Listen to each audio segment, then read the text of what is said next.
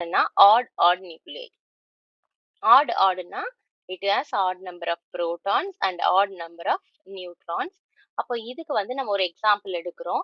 அந்த எக்ஸாம்பிள் என்னன்னா இந்த லித்தியம் ஐசோடோப்ல ஒன்னு எடுத்திருக்கோம். 3Li6.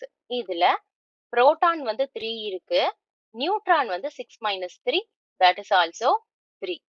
அப்போ 3ங்கிறது odd, இது இங்க odd, அப்போ odd number of protons and odd number of neutrons.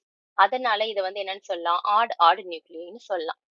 இப்போ இந்த ரெண்டுக்குமே வந்து நியூக்ளியர் கான்ஃபிகரேஷன் ஒன்னா தான் எழுத போறோம். அதாவது அது அந்த எனர்ஜி லெவல்ஸ்ல ஃபில் ஆகுறத நம்ம ஒரு ஃபார்முலாவா எழுதுவோம் இல்லையா, அதுதான் வந்து இது. இப்போ புரோட்டான்ஸ் நியூட்ரான்ஸ்க்கு நம்ம எழுதணும் அப்படின்னு சொன்னா 1s 1/2, 1p 3/2. இதுல பார்த்தோம்னா ஃபர்ஸ்ட் இதுல 2 எலக்ட்ரான்ஸ் ஃபில், அதாவது 2 நியூக்ளியான்ஸ் ஃபில் பண்ண முடியும். செகண்ட் லெவல்ல 4 நியூக்ளியான்ஸ் ஃபில் பண்ண முடியும். ஆனா நம்ம கிட்ட இருக்கிறது 3 நியூக்ளியான் தான்.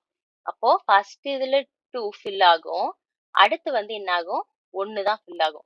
இந்த அதாவது அன்பேர்டு நியூக்ளியான் இருக்கு இல்லையா, இந்த அன்பேர்டு நியூக்ளியானை வச்சுதான் நம்ம என்ன பண்ண போறோம், நம்ம இந்த நியூக்ளியோட ஸ்பின்னையும் பேரிட்டியும் கண்டுபிடிக்க போறோம்.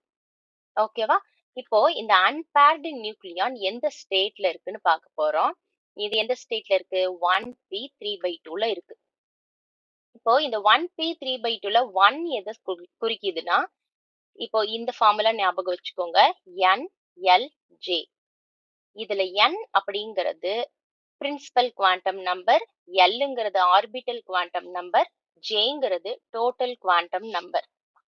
இதுல n is equal to 1, L is equal to p, J is equal to 3/2.